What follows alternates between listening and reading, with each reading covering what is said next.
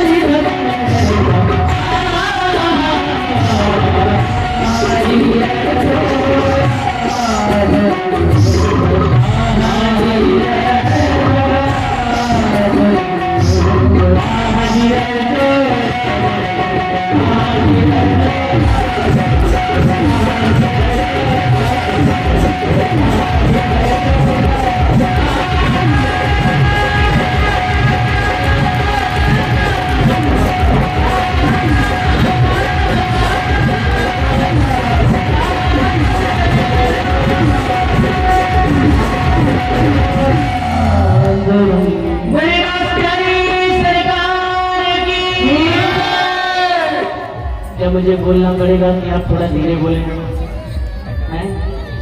क्या मुझे आपको बताना पड़ेगा ये? आप बोल दिया करें, मुझे कहना न पड़े। पूरी हरी सरकार की आज गुफा लिए बधुआ और रास रचो तुलसी वट छैया। अरे सखियों, आज मेरे मन में एक नवीन उत्कंठा हो रही है। लालू, आज आपके मन में ऐसी कौन सी एक नवीन उत्कंठा हो रही? तो आप कृपा करके समस्त ब्रज गोपिन को बताओ। चलो मोर कुटी पे मोर भगवान के नित्य दर्शन कर पधारो सामान्य।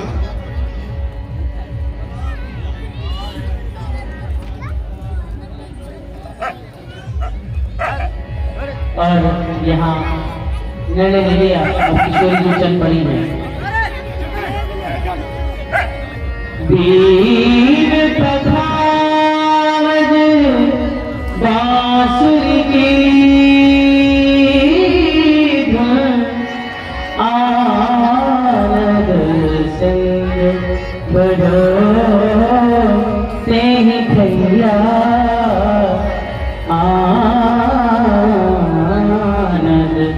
सिंधु बढ़ो अरे सखियों, कहो श्यामाजू। यहाँ पे तो एक मोर नहीं। श्यामाजू, आप आगे और पधारे। मोर भगवान यही कई लता पतन में छिपे होंगे, स्वाद को मिल जाएंगे। पधारो श्यामा। और यहाँ किशोरी जो चल पड़ी है कहाँ? मोर कुटी पर मोरों के नृत्य के दर्शन करने के लिए। लेकिन आश्चर्य ये हो गया कि यहाँ मोर कुटी पर भी कोई मोर दिखाई नहीं दिया किशोरी जी को। जब कोई मोर दिखाई नहीं दिया तो हृदय में भावना ने जन्म लिया कि क्यों ना सखियों के साथ में स्वयं श्री कृष्ण मोर स्वरूप में प्रकट हो जाएं तो हमें बड़ा आनंद प्राप्त होगा। मैं अपने हाथों से मोर भगवान को भोग लगाऊंगी। तो ऐसा हृदय में विचार आया ही था। तो श्री कृष्ण ने हृदय की बात को जान लिया। इस भावना को किसी से कहा नहीं किशोरी जी ने, अपने हृदय में ही रखा। पर क्योंकि राधा कृष्ण स्वरूपम में कृष्णम राधा स्वरूपिणम, स्वयं राधा और कृष्ण अलग अलग नहीं है। दो देखने में दो दिखते अवश्य है, लेकिन ये एक है श्री कृष्ण। तो श्रिया सहिता कृष्ण अतः श्री कृष्ण। वो श्री जी जो श्री लगती है श्री कृष्ण के साथ में, ये श्री कोई और श्री नहीं, ये श्री किशोरी जी ही श्री हैं। तो जो किशोरी जी के साथ में कृष्ण है वही श्री कृष्ण है। तो यहाँ हृदय की बात को जान लिया और कन्हैया ने बड़ा सुंदर निर्णय ले लिया। और कवि ने लिखा, भाव उठो ये राधिका के की बन मोर नचे गुनदराई को छैया। लगा तोर अंतर जान ये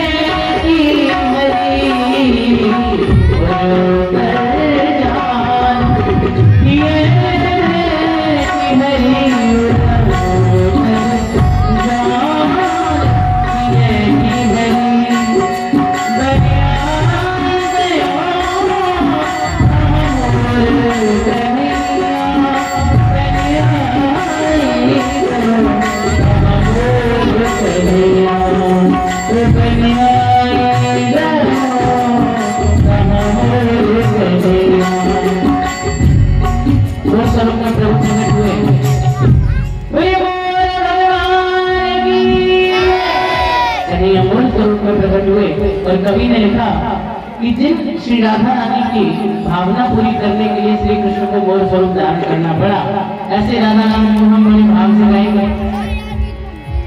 राधे श्याम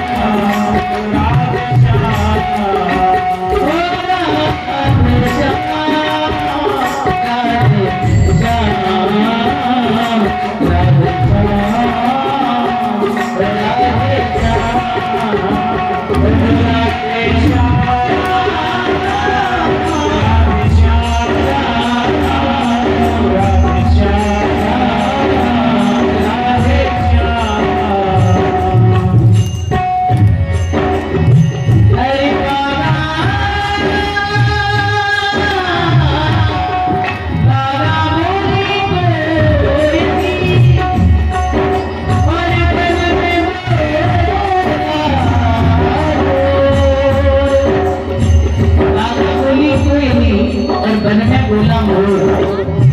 ये कोई और नहीं है, श्री किशोरी जी का है, जिन्होंने सखियों से कहा था कि कोई मोर दिखाई नहीं दे रहे।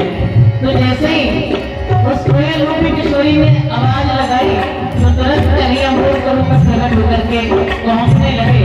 कवि ने लिखा कि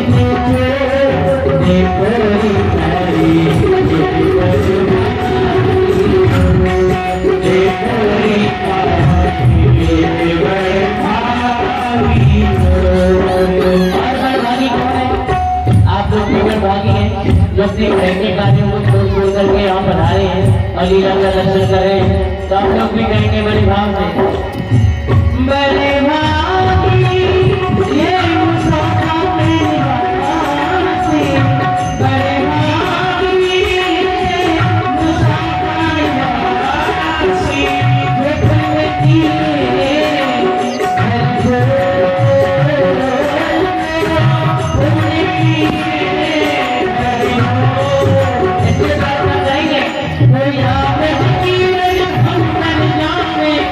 Yeah.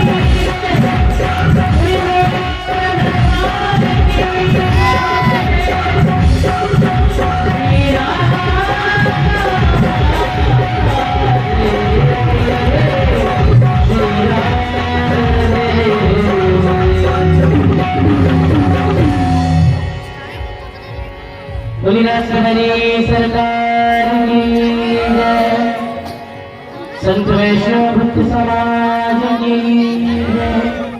परम पावन आराधना नाम का हाथ उठा करके 3 बार उच्चारण करेंगे भाव से प्रेम से।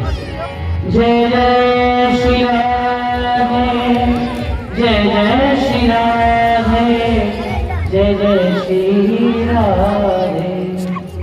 श्याम आए और हम सभी ने नित्य रास का आनंद लिया और हम लोग लीला का दर्शन करेंगे। आज की जो लीला है कृष्ण अवतार लीला आप लोग दर्शन करेंगे। इस प्रकार से ठाकुर जी का प्रादुर्भाव इस धराधाम पर हुआ। इस वर्ष की लीलाओं का प्रथम दिन आप लोगों का सभी का सादर स्वागत है और हृदय से ब्रजवासियों की भी ओर से आप लोगों को बधाई बहुत बहुत कि आप ठाकुर जी के निकट आए और स्वयं परात्पर ब्रह्म को आज आपने मुसाफा में स्थान दिया यज्ञ के रूप में और ब्राह्मण द्वारा श्रेष्ठ आहुतियों द्वारा यहाँ ठाकुर जी का वास आपके मुसाफा में और रास बिहारी सरकार को वृंदावन से बधाई है आपके समक्ष और लीला दर्शन करा रहे हैं। आज के लिए क्षमा थोड़ा सा विलम्ब हुआ, उसके लिए क्षमा प्रार्थी हूँ क्योंकि सोनभद्र जिला से ठाकुर जी सीधा लीला करके यहाँ आए हैं और इसके लिए आपके चरणों में कोटि कोटि प्रणाम करते हुए दास क्षमा मांगता है कि आज जो विलम्ब हुआ उसके लिए मुझे आशा नहीं है, विश्वास है कि आप क्षमा कर देंगे क्योंकि बालक जो कहे तो उतरी बात है। बालक यदि कुछ उपद्रव भी कर देता है यानी कि कोई मिस्टेक कर देता है तो माता पिता जैसे आंगन में खेलते हुए बालक की कमियों पर ध्यान नहीं देते हैं, वैसे मुझे विश्वास है आप मेरे अवगुणों पर ध्यान नहीं देंगे। मुझे ऐसा विश्वास है आपके प्रति क्योंकि आप सब मुझसे बड़े हैं और आप सब लोगों की दुआओं की और आशीर्वाद की ही वजह से मैं यहाँ हूँ। तो जो भी है जैसा भी है जो ठाकुर जी ने जैसा दिया है और पूज्य गुरुदेव के आशीर्वाद अनुसार आपको परोसा जाएगा यहाँ व्यास मंच से और लीला मंच से। तो अधिक विलम्ब न करते हुए हम सभी लीला की ओर मुखागर हों। आज की लीला है श्री कृष्ण अवतार। यद्यपि राम जन्म के हेतु अनेका परम विचित्र एक से एका, राम जी का अवतार श्री कृष्ण का अवतार किसी एक कारण को लेकर के नहीं होता है। जब अनेकों कारण कहते हैं ना कि भाई अपना जौनर पहचानो, आप किस लिए हो, कोई तो आपकी ऐसी मुंह होगी जो आप नहीं। मानव की कोई एक ऐसी आदत होती है कि कोई आप देखते हैं कि कोई ड्राइविंग में बहुत फेमस हो जाता है, कोई ड्राइवर से ही अपना नाम कर जाता है। कुछ लोग क्रिकेट के लिए जाने जाते हैं, क्रिकेट में ही अपना नाम कर देते हैं। कुछ लोग गायन में, कुछ लोग वादन में, कुछ लोग राजनीति में। तो जब वो लोग नाम करते हैं तो हम क्या कहते हैं उनको देख करके कि भाई इनका जन्म तो क्रिकेट के लिए हुआ या इनका जन्म तो राजनीति के लिए हुआ। तो हर एक इंसान एक जॉनर के साथ में होता है, उसका एक मूव ऐसी होती है उसके शरीर में जो किसी और के पास नहीं होती। वो किसी एक कारण को लेकर के धराधाम पर आता है, किसी एक बात को लेकर के। जैसे कि कुछ लोग तो अपना यही एक धारण कर लेते हैं, एक बना लेते हैं कि मुझे ठाकुर की प्राप्ति करनी है और उनको मिलते हैं ठाकुर जी। इतिहास आप उठा करके देखें, ध्रुव प्रहलाद आदि ने बचपन से नियम बना लिया कि मुझे कैसे भी ठाकुर की प्राप्ति करनी है, तो उन्हें बचपन में ही ठाकुर जी मिल गए। तो जो इंसान होता है धराधाम पर इंसान आता है तो वो किसी एक एम के साथ आता है, एक कारण के साथ आता है। लेकिन राम जन्म के हेतु अनेका, लेकिन ठाकुर जी का प्रादुर्भाव किसी एक कारण को लेकर के नहीं होता, क्योंकि विप्र धैन सुर संत हित लीन मनुज अवतार कितने सारे कारण हो गए। तो आज प्रभु का प्रादुर्भाव किस प्रकार होगा, आए हम दर्शन करें। उग्रसेन जी विराजमान ही यही से लीला चरित्र आरंभ है, आपके समक्ष दर्शन करेंगे। मैं आपको सूक्ष्म रूप में बतला दूं जिससे कि आप लोग लीला को समझ पाए। यदि देखा जाए कंस तो उग्रसेन जी के अंश से था ही नहीं। कंस जो है वह उग्रसेन जी का पुत्र अवश्य था, कहने में उनका पुत्र जरूर बोलते थे कि उग्रसेन के कंस हुए, लेकिन उग्रसेन जी के अंश से नहीं था। एक दानव महारानी पवन रेखा है उन पर रीझ गया और उग्रसेन जी का वेश धारण करके उनके साथ रहने लगा, जिसके कारण महारानी पवन रेखा गर्भवती हुई और उनसे यह कंस प्रकट हुआ। धर्मपरायण राजा ने जब उग्रसेन जी ने जब यद्यपि उग्रसेन जी के कोई पुत्र नहीं था, लेकिन फिर भी जब ब्राह्मणों से पूछा, पांडित्य कर्म करने के लिए आए ब्राह्मण उनसे पूछा कि मेरा पुत्र कैसा है राजा और प्रजा के लिए, आप बतलाएं।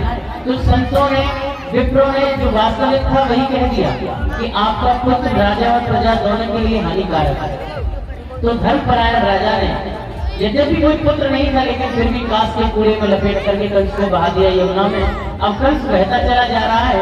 देवऋषि नारद जी ने देखा कि इसके कारण तो प्रभु का प्रादुर्भाव होने वाला है, प्रभु के अवतरण में इसका भी एक भाग है। तो ऐसा जान करके नारद जी ने कंस को यमुना से निकाला और यमुना से निकाल कर बटेश्वर उसका लालन पालन हुआ। और आज कंस ने बर्बस ही युवराज पद ले लिया है मथुरा में। यहीं से लीला चरित्र प्रारंभ है। आज जैसे आपके यहाँ यज्ञ हो रहा है, महाराज उग्रसेन जी भी मथुरा में यज्ञ करा रहे हैं, तो विष्णु महायज्ञ उस यज्ञ का नाम। तो यहाँ उग्रसेन जी राज सिंहासन पर विराजमान है, यहीं से लीला चरित्र प्रारंभ है। लेकिन क्योंकि जहाँ कंस है वहाँ यज्ञ सफल होना थोड़ा मुश्किल है। तो ये लीला के माध्यम से आप दर्शन करेंगे कि कंस यज्ञ को विध्वंस करने का प्रयत्न करता है।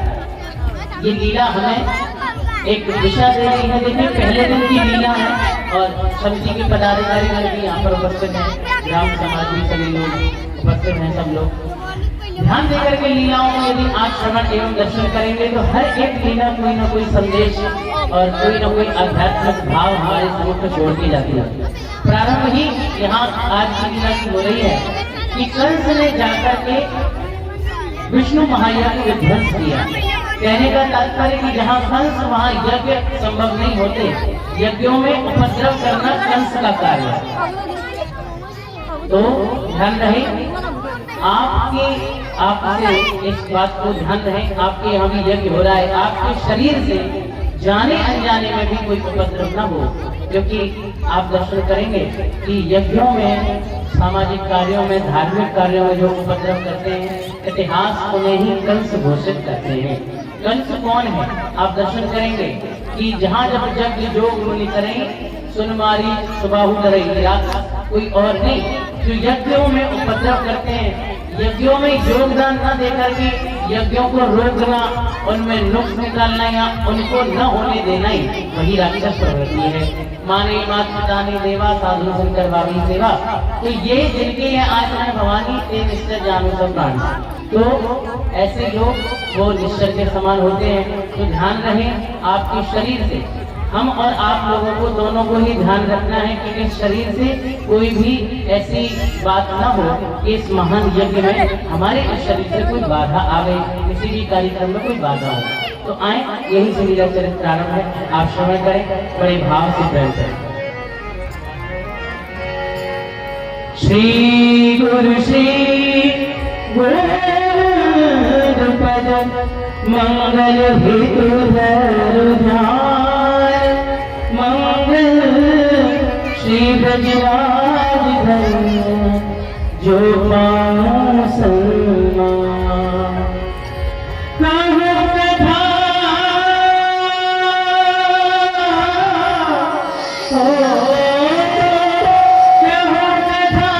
सुंदर सुख दे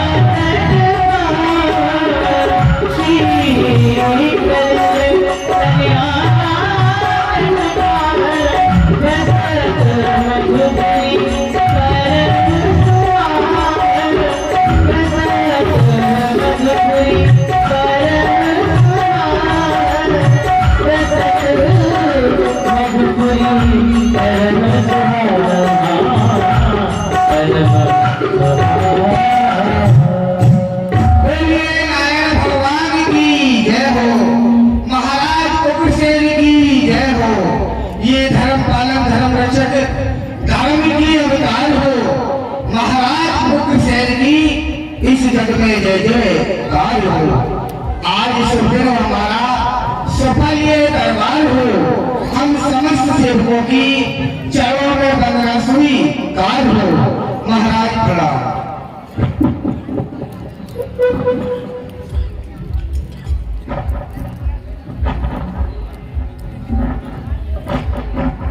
भैया वीरभद्र, सर्वप्रथम हमें यह बताया जाए कि जो वेद के ब्राह्मण हमारी आज्ञा को मान करके यमुना बाग में जो महाविष्णु नामक यज्ञ कर रहे हैं, वह यज्ञ सुचारू रूप से तो चल रहा है। हमारी प्यारी प्रजा सुख से तो अपने जीवन को व्यतीत करती है।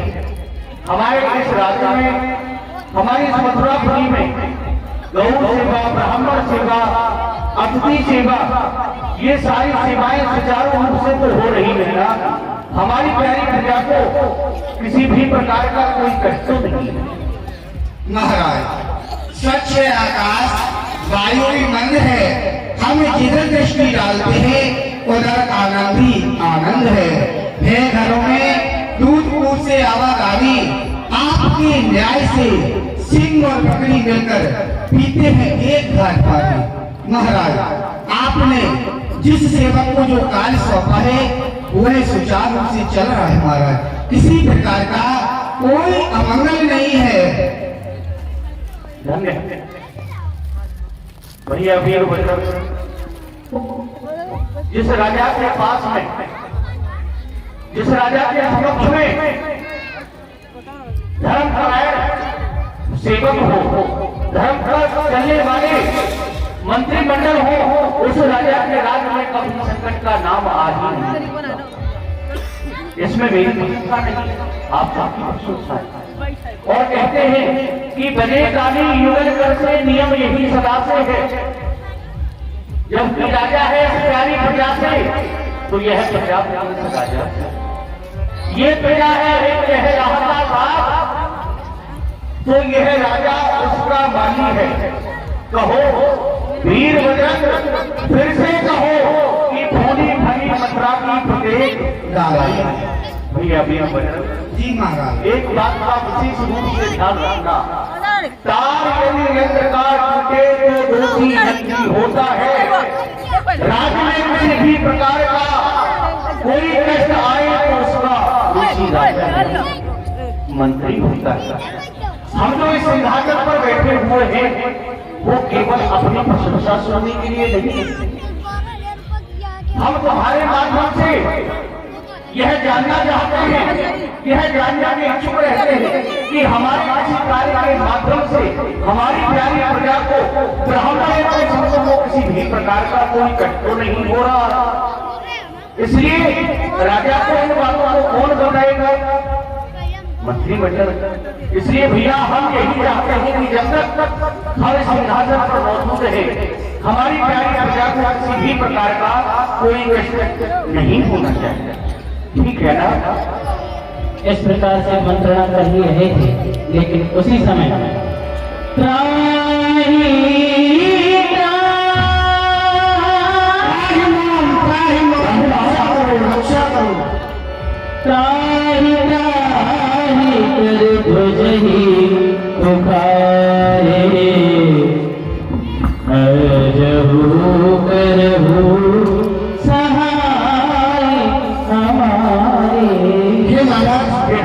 रक्षा करो।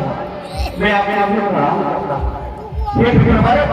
आप तो हमारी आज्ञा को मान करके यमुना बाग पर महाविष्णु नामक यज्ञ कर रहे थे।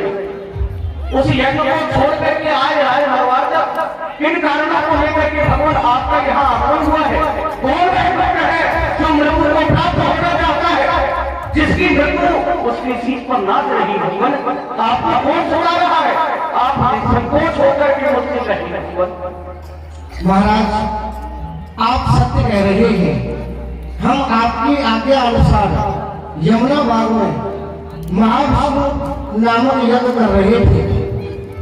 हम यज्ञ प्रारंभ नहीं कर रहे थे कि आपका पुत्र न जाने कहां से आ गया। उसने हमारे ग्रंथों को महाराज हमें कुंड में डाल दिया। हम ब्राह्मणों को मारने लगा। हमारे छोटे छोटे बच्चों को यमुना में डाल देता है, हमारे घरों में आग लगा देता है। महाराज या तो आप अपने पुत्र को समझा लीजिए, नहीं तो हम ब्राह्मणों से श्राप देकर के नष्ट कर देंगे। नहीं भगवान, आप ऐसा ना करें चक्रवर्ती। ये हम क्या कह रहे हैं कि मेरा पुत्र जिन संतों की मैं सदैव से पूजा करता आया हूं, जिन ब्राह्मणों को मैं भगवान के समान पूछता हूं, हमारा पुत्र उन्हीं ब्राह्मणों को नाना प्रकार के कष्ट दे रहा है। भगवान युवराज आज सभी नादान है, आपके प्रभाव को, आपके प्रताप को किसी प्रकार से जानता नहीं, और यदि वह जानता तो ऐसा उत्पात आपके साथ में नहीं करता। फिर भी मैं आपको वचन दे रहा हूं कि युवराज आज को मैं राज दरबार में बुलाऊंगा और उसे भली प्रकार से समझाऊंगा। यदि वह समझाने से भी नहीं मानेगा तो मैं उसे दंड दूंगा। पर आप क्षमा करेंगे।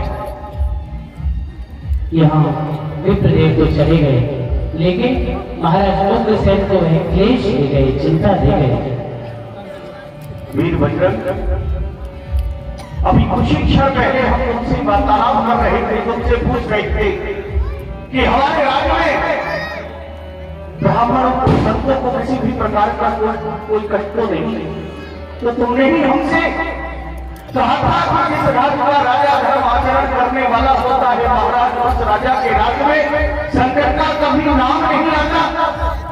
अरे वीर बजरंग, जब हमारे राज्य में संकट का नाम नहीं तो आज राज दरबार तक कैसे चले आए? परंतु मुझे विदित हो गया कि तुम सभी युवराज आज से भय मानते हो, तुम्हें अंग्रेजों का भय होगा, परंतु मुझे नहीं। मैं इस राज्य में युवराज आज का अन्याय नहीं होने दूंगा। इसलिए हमारी आज्ञा है कि युवराज आज को इसी समय राज दरबार में बुला करके लाओ।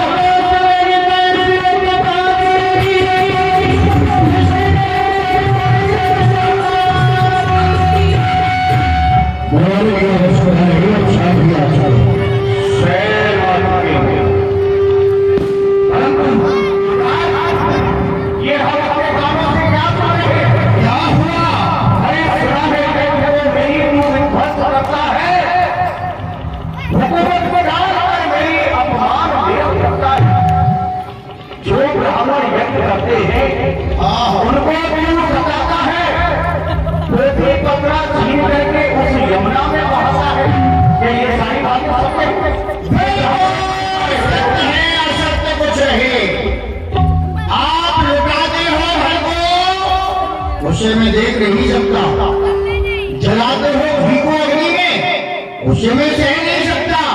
अरे खिलाओ मेरे को, जो समय पर काम आते हैं, युद्ध के मैदान में जान की बाजी लगाते हैं।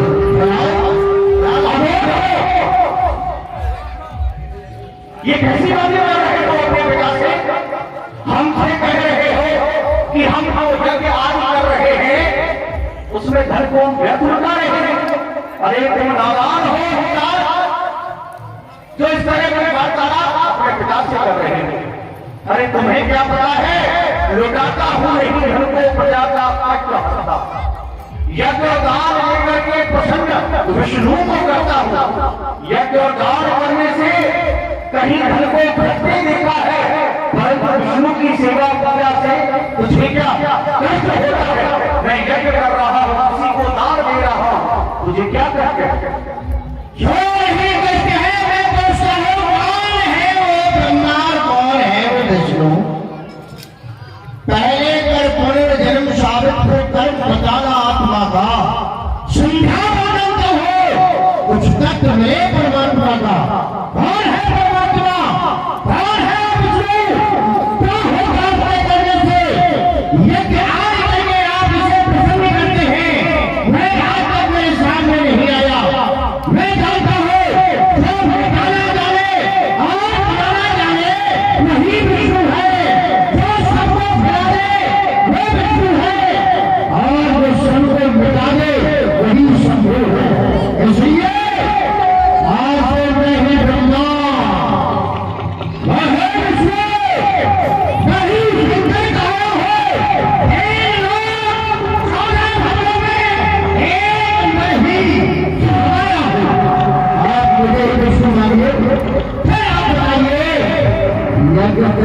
होता क्या है? मैं ही रसगुल्ला, मैं ही रसगुल्ला, मैं ही गया, मैं ही जलवलेवी कहाया हूँ। इन सब में मिलकर के मैं सबका भूल के आया है। क्यों नहीं क्या कह रहा है? बताइए करने से ब्रह्मा विष्णु महेश ये सब कुछ तू है, और तुम्हें बॉडी ही नहीं है कि ये भी करने से क्या होता है? तू नादान है। अगर तुझे पता नहीं है मेरे लाडले, मेरे पुत्र, तो अपने पिता से पूछ। अच्छा हाँ, ये करने से देवराज प्रसन्न होगा, क्योंकि आहुतियां वो वर्षा करता है, और वर्षा से अन्न की उत्पत्ति होती है, जल की उत्पत्ति होती है। समझ में आया?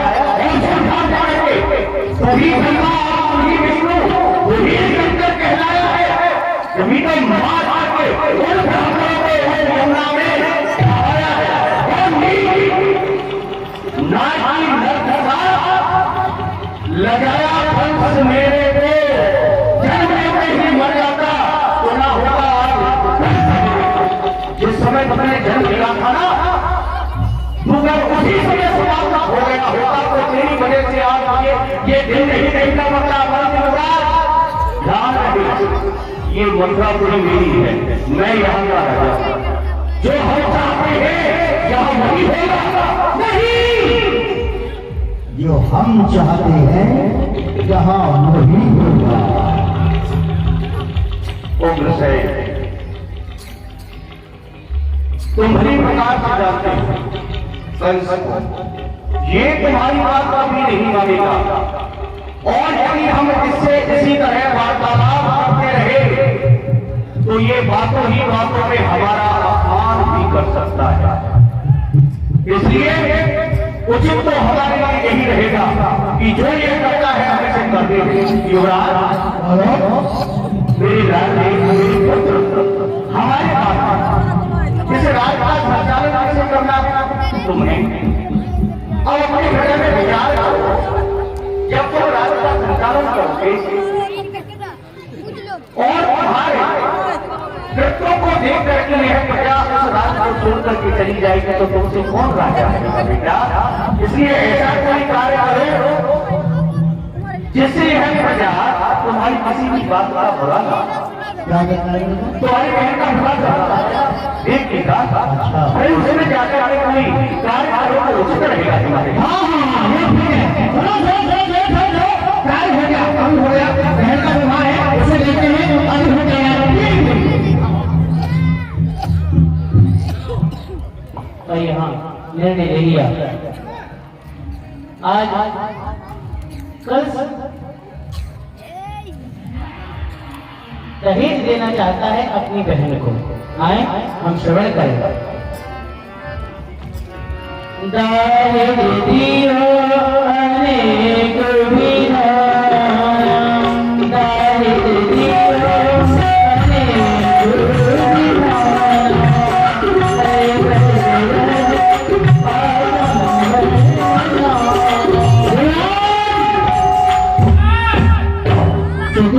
बार बार हम नाम है, हमारे नाम दहेज लिखा जाए।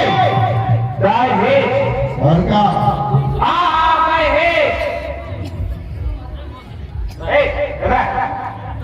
पूरे दिन खाता रहता है, कुछ काम नहीं आता है। नखोड़ा खाए औरत टेबल बना दूं महाराज, इस कानपुर को नीचे का मसाला। हाँ बोलिए महाराज। 1800 हाथी, 1800 हाथी सूंड वाले, 1800 हाथी बिना सूंड वाले। ये क्या है? अरे महाराज वो होते हैं घेरा हाथी, ओ युद्ध युद्ध में काम आते हैं। कोई बात नहीं। 400 रथ, कभी सोया नहीं आपके बेटे देखता ही रहता है। जी महाराज बोलिए बोलिए दोबारा। 400 रथ, 4 घोड़ों की मैं सवारों की बसदेव को मैं दान में देता हूँ। 400 रथ पहिए वाले और 400 रथ बिना पहिए वाले। वो कौन से? वो होते हैं महाराज जो आकाश में उड़ते हैं, विमान जिनको बोलते हैं। अच्छा, उनको 200 दासियां बस देवकी की सेवा के लिए दान में दे देगा।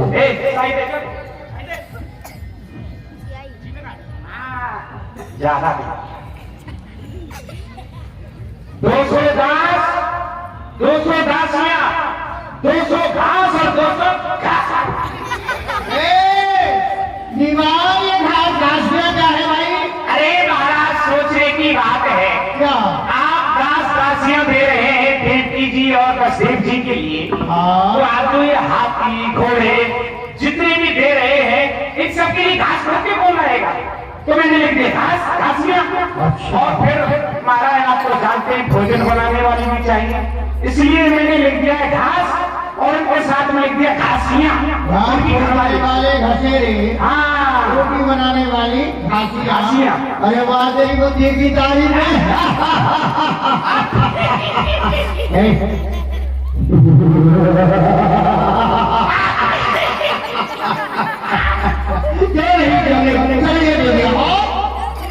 और महाराज हमने सुना है बसदेव जी का जो राज्य है वो छोटा है, तो आपका संबंध हो ही चुका है, तो बराबर में हो जाए तो अच्छा रहेगा। भूमि दान दे दीजिए। जलेश्वर का फैसला जो गठरा कर देता है आज से बटेश्वर में देगा भूमि दान। जलेश्वर का जो परगना है जिसका कर महाराज कंस लिया करते थे, लेकिन आज के बाद उसका कर और उसको बसदेव जी के अधीन किया जाता है। वाह वाह वाह, और क्या देना दे दे। और मदर मैं भी दे दूं? मैं देता हूं 200 गधे। अरे महाराज आप इतना सामान दे रहे हैं, हाथी दे रहे हैं, घोड़े दे रहे हैं, ये तो सब चले जाएंगे, लेकिन जो सोना चांदी ये जो दे रहे हैं ये किस में जाएगा? गधों के लगे जाएगा ना महाराज। तू भी भूल गया, मैं भी भूल गया। वो घासियां घास को जा रहे हैं, गधे के लिए जा रहे थे। और कुछ दे दीजिए, खजाना वजाना जो भी हो, थोड़ा बहुत खजाने सब दे दिए जो भी है। अच्छा, और क्या देना चाहता है? एक खजाना सोने का, एक खजाना चांदी का और एक खजाना लोहे का। चल कहता तो लोहा भी दे। हाँ, हथियार बनेंगे, दम्मू बनेंगे। बरातियों की क्या व्यवस्था है? अरे महाराज बरातियों की तो व्यवस्था पूछिए ही मत, फिर भी पूछिए ही मत। अच्छा, मैंने घोड़ों को तो धर्मशाला में ठहरा दिया है और बारातियों को घोषणा में। क्या हुआ महाराज, कुछ गलता हो गया? अरे बरातियों को घोड़शाला में क्यों फैलाया? अरे नहीं महाराज, मैं भूल गया था, मेरी बुकिंग बहुत तीव्र गति से भागती है ना। हाँ देख रहा हूँ। बारातियों को तो धर्मशाला में और घोड़ों को घुड़शाला में, और उनके खाने पीने के लिए जलपान। हाँ जलपान पूछिए मत महाराज। मैंने उनके जलपान के लिए बनवाए हैं ठंडी ठंडी चाय, गरम गरम रसोई। ये ठंडी क्यों? इतना गर्म कर दे इसको। अरे नहीं महाराज, सर्दी नहीं है ना, उतरती चढ़ती ठंड है, लग जाएगी। कहेंगे मथुरा गए थे बीमार हो गए। अच्छा हाँ तो ठीक है। और एक और क्या है महाराज मेरे, बड़ा सुंदर। अच्छा, हाँ एक कुआं है, उस कुएं में मैंने शक्कर डलवा दी है और नींबू चढ़वा दिया है, नींबू। हाँ उसमें थोड़ा सा मसाला भी डाल दिया है। एक बाल्टी रखी है, उसमें रस्सी बांधी है और सभी बारातियों से कह दिया है कि बाल्टी को नीचे फेंको, खींचो और पियो, खींचो खींचो पियो।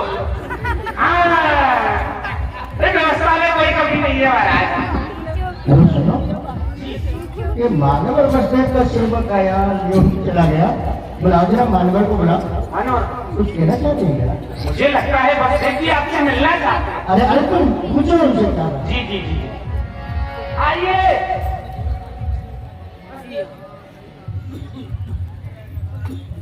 अरे दीवान जी, कहिए पुप्पा जी। युवराज से क्या करके कहो कि हम अपने राज्य के लिए जाना चाहते हैं। हाँ, आप आना चाहते हैं? अरे तो पुप्पा जी इसमें युवराज से कहने की क्या बात है, हम ही को बता दो क्या खाएंगे। अरे खाना नहीं, जाना चाहते हैं। अच्छा, नहाना चाहते हैं। पूरे दिन परेशान रहे हैं ना, पसीने आ रहे, नहाने का मन कर रहा हुआ। बताइए, ठंडे पानी से नहाएंगे, गर्म पानी से? नहाना नहीं, तो हम प्रस्थान चाहते हैं। अच्छा, यहाँ से जाना चाहते हैं? जाना चाहते हैं। ओहो भूपा जी, आप भी कमाल करते हैं। क्यों? अरे अभी तो आए, अभी आप जाने की बात कर रहे हैं। अरे जब हम अपनी ससुराल में गए थे तो पता है हम कितने वर्ष रुके थे? कितने वर्ष रुके थे? पूरे 80 वर्ष रुके थे। 80 वर्ष रुके थे। हाँ। लौट करके कमाए थे। पता है लौट करके कब आए थे?